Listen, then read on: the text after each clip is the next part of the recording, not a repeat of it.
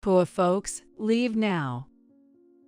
Today, I'm here attending my sister's marriage meeting with her fiancé's parents.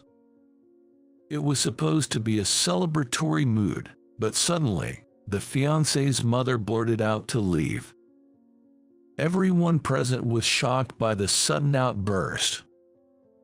For a moment, I thought it was a joke, but it seems she was serious. I hesitated but was about to leave, though being verbally abused and then running away with my tail between my legs is not in my nature. So I found myself blurting out this response. Then am firing your husband, okay? What? After that, the fiancé's mother ended up regretting her words. My name is Gene Simmons. I'm turning 43 this year. I have a younger sister named Irene, who is 9 years younger than me. We lost our parents early. So, ever since my sister was in middle school until she became an adult, I worked hard to fill in as her parent. Our parents passed away when my sister was 11 and I was 18. It was so sudden that at the time, there was hardly any time to think. There were talks of us being taken in by relatives, but I just couldn't bear to let my sister suffer, so I gave up on going to college and decided to get a job instead. I thought if I got a job, my sister and I could keep living together in the childhood house. Even though I only had a high school diploma when I got employed, and we weren't exactly well off, my sister still seemed happy and smiled a lot. When my sister started high school, I took on an additional part-time job to afford her tuition. I was desperate to make sure she wouldn't have to give up on further education because of financial reasons. But with me working hard, I managed to send her to college safely. Thanks to her studying hard, she managed to get a scholarship that didn't require interest, so we managed. Now, I'm already 43 years old. I've got a wonderful wife, and next in line is my sister getting married. She has been living with her fiancé, Eddie Murphy, for a while, and he apparently proposed to her recently. Hey, Jean, can you come to my marriage meeting with Eddie's parents in place of Mom and Dad? Requested by my sister for attending her marriage meeting, I am now on my way to the designated restaurant. It was a private dining restaurant located in the city.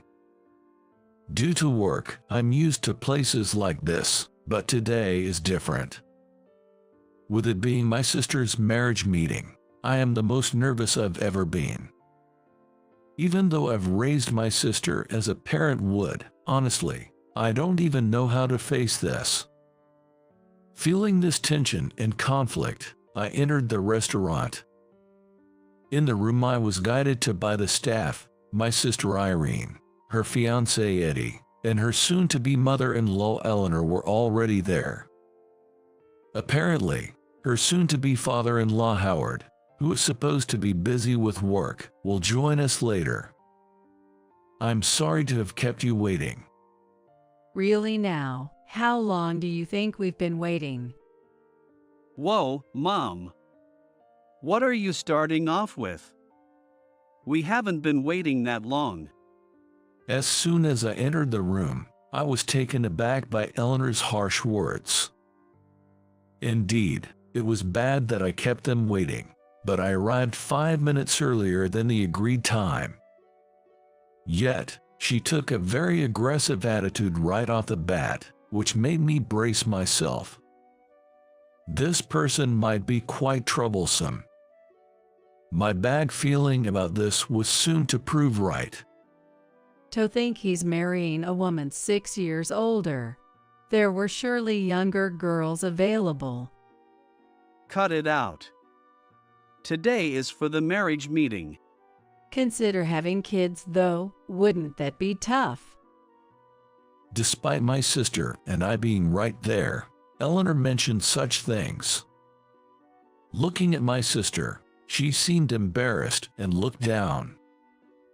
Well, nowadays, choosing not to have children is also an option. I will never allow that. Eddie is our only son. We need an heir. Hearing the word heir, I recalled what I'd heard about the Murphy family. From what my sister told me, Eddie is a teacher, and Howard is a regular employee. And Eleanor has been a homemaker for many years, and it's not like they have a family tree or anything. I wondered about the need for an heir, but I guess some people still think that way. Irene is 34 years old this year, right? Yes, I just turned 34 recently. Certainly, the skin elasticity is different from someone in their 20s. What happened with the girl you dated before? Why are we talking about that now? I told you, it's over with my ex-girlfriend.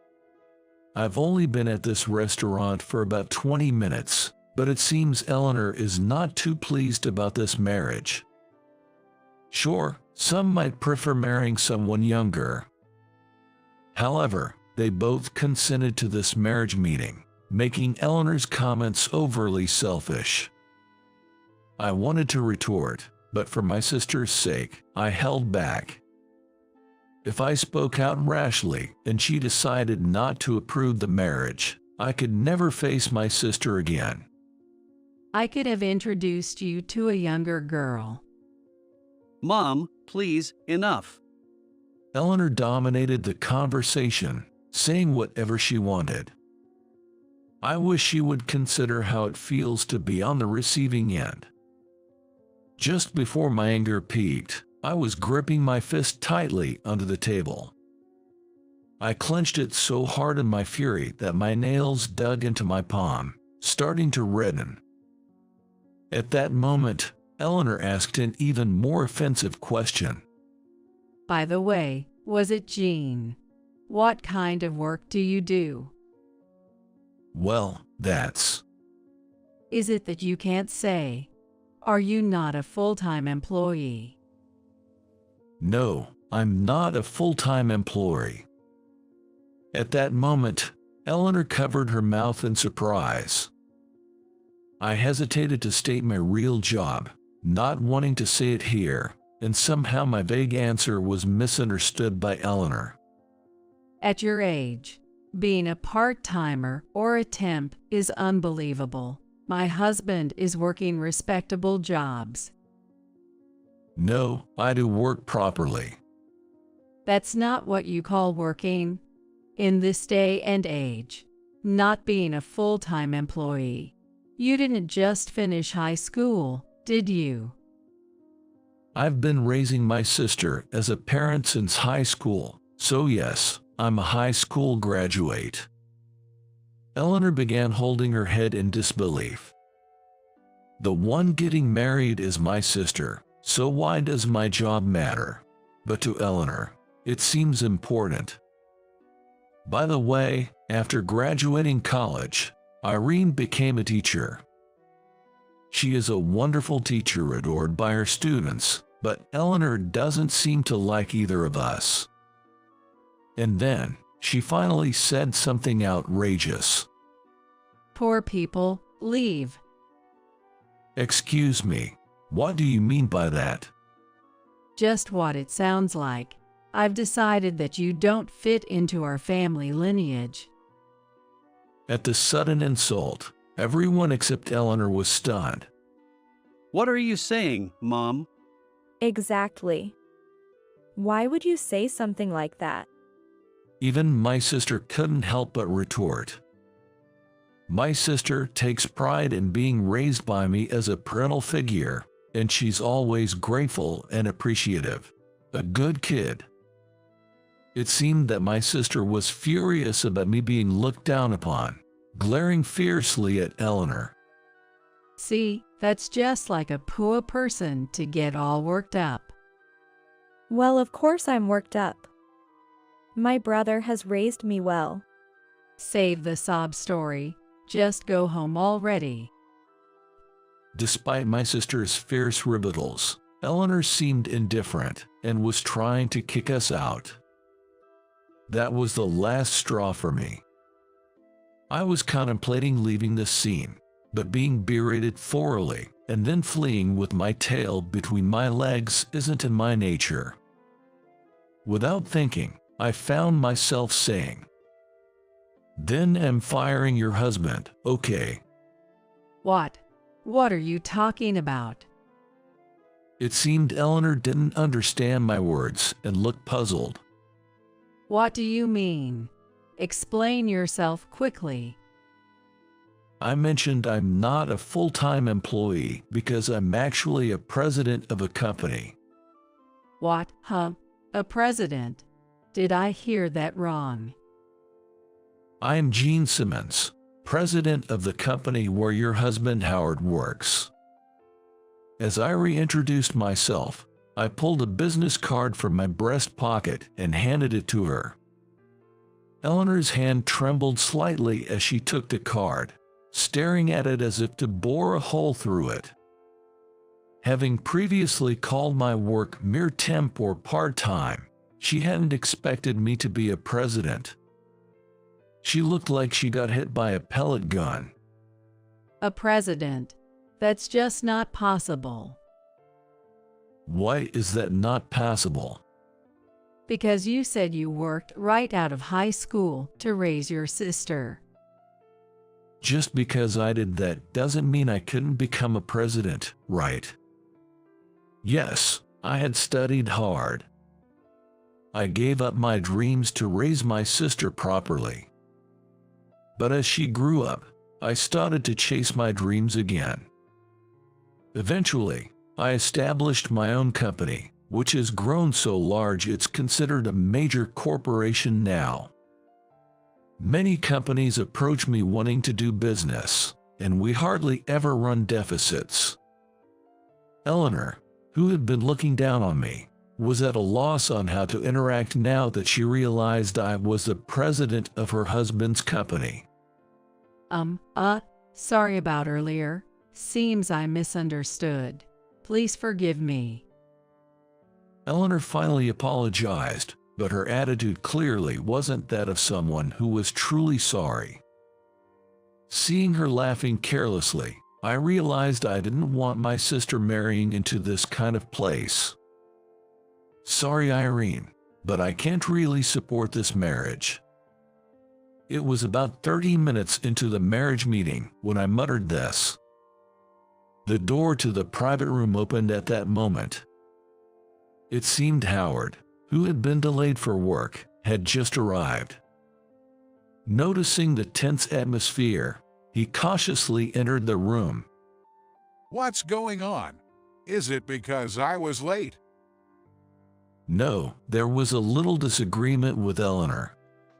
A disagreement? Wait, aren't you Gene? What are you doing here? I knew that my sister's fiancé's father was an employee, but it seems Howard didn't know that I was her brother. He looked at me with a surprised expression. Then, as Howard spoke, it finally dawned on Eleanor who I was, and she started to sweat profusely on her forehead. Hey, is this person really the president? Say it's a lie. Gene is our president. I hope you haven't said anything disrespectful. Howard, sensing the heavy atmosphere, raised his voice at Eleanor. I didn't say anything. It's not my fault. They were the ones who refused to approve the marriage. Refused? What do you mean, Gene? What happened? Eleanor said that poor people should leave. I then recounted everything that had happened. Howard listened calmly at first, but his expression grew more severe as the conversation progressed. Anyone would look stern if they found out their wife had made such outrageous remarks to the president of the company they work for. Eleanor, what have you done? It's your fault for not telling me from the start that he was the president. Enough. Why can't you admit your own fault? I would think the same if I were in Howard's position. Seeing Eleanor still refusing to admit her fault, I could guess Howard had been through a lot with her before. Perhaps this wasn't the first time something like this had happened. Thinking about it made me feel sorry for Howard. Anyway, if Irene married into the Murphy family, she would likely face harassment from Eleanor. I just can't bring myself to accept marriage, knowing my sister, whom I've cared for and nurtured all these years, is enduring days of harassment. Irene watched the situation with concern. What should I do? At that moment, Howard, looking resolute, said, I will divorce Eleanor. Please allow Eddie and Irene's marriage. This was unexpected. I never thought I'd hear such words from Howard. I knew Howard's work ethic as someone who excelled in bringing people together more than pursuing personal gain. I thought he would somehow calm Eleanor down, but it seems that was not the case. What do you mean by divorce? What are you suddenly saying? A joke. Do you know how much I've endured? Endured? That's an exaggeration. You're not really going to divorce, right? To Eleanor's question, Howard didn't respond and just stared down at the table in front of him.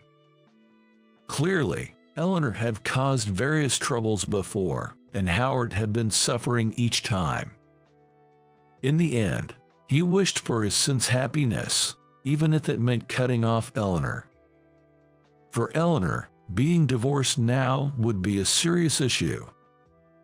I had heard she had been a homemaker for decades, and seeing her always dressed in branded clothes suggested she likely had spending habits. If divorced, she would struggle even to maintain her lifestyle, and it didn't seem like she had any intention to work. Jean, how about this? Eleanor will no longer be involved, so please allow the marriage. Well, if that's the case, I do want my sister to be happy. Thank you very much. Indeed, if it weren't for Eleanor, I would gladly let my sister marry into their family. So, Howard's proposal isn't a bad one for me. After all, the only person who would be troubled by a divorce here is Eleanor, and she herself is the cause of it. Even if I agreed to the marriage in exchange for a divorce, no one around would complain. Wait, why are you deciding things on your own? I've been thinking about divorce for a while now. I've reached my limit. Here's the divorce papers. Howard said as he pulled them from the inner pocket of his suit jacket. Apparently, he had been feeling this way for some time, and seeing the completed divorce papers, it seems he wasn't far from finalizing it. How am I supposed to live if you divorce me? That's not my problem. Figure it out yourself. Just go home for today. In a daze, Eleanor was led out of the private room by Howard. After a while, Howard returned to the room. I apologize for the disturbance. Shall we continue our conversation? Yes, let's toast to their marriage as a celebration. Although there was a slight awkwardness for a moment, the four of us enjoyed our meal. As we were leaving, my sister stopped me and said, I was really happy when you clearly said you couldn't approve the marriage earlier. Really? I was wondering if I was being too forward. No, I love that about you. Please continue to be the thoughtful brother you are. With those words, Irene and Eddie left. After that, the marriage preparations progressed quickly, and soon it was the wedding day. When I arrived at the venue, Eleanor was nowhere to be seen there. Curious, I asked Howard about it. Excuse me, have you divorced Eleanor already by any chance? Yes, we divorced shortly after that. She was invited, but she insisted on not coming. You managed to get her to agree to the divorce. I pointed out her misuse of the household finances. I told her to pay it back immediately or choose divorce, and she chose divorce. It seems Eleanor was hit where it hurt and had no choice but to agree to the divorce. The wedding went off without a hitch, and the two were happily married. They might face many challenges ahead, but I sincerely hope they will be happy. I bless them with such wishes in my heart. About firing Howard, of course, I had no such intention.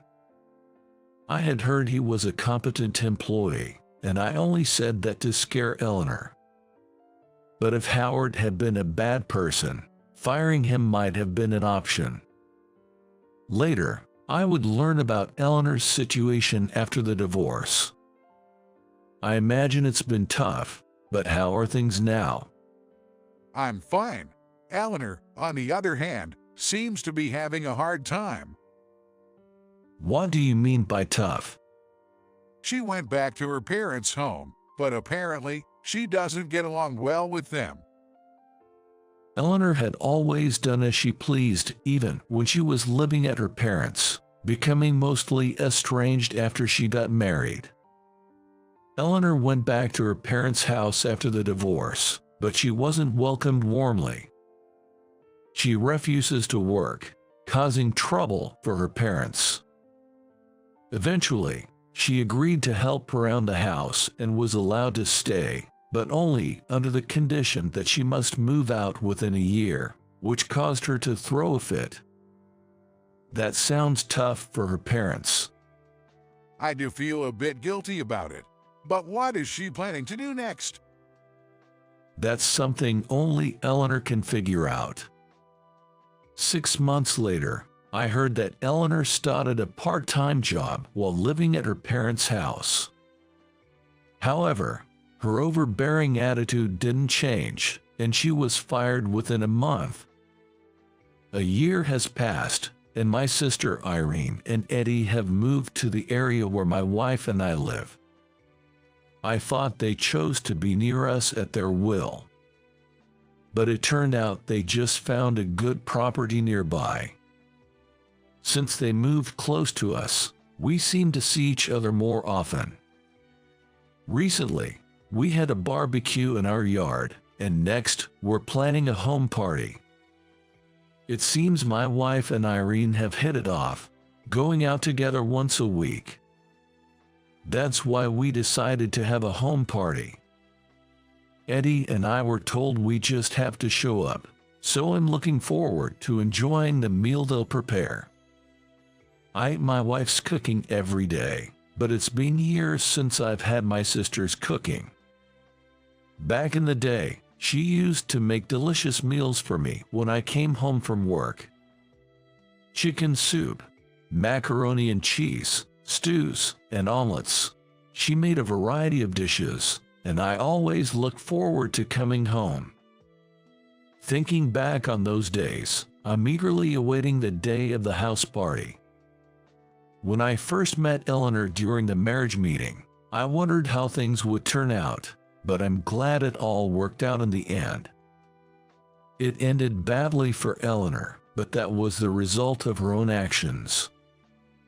I've vowed to become even kinder to people, to protect my own happiness in the future.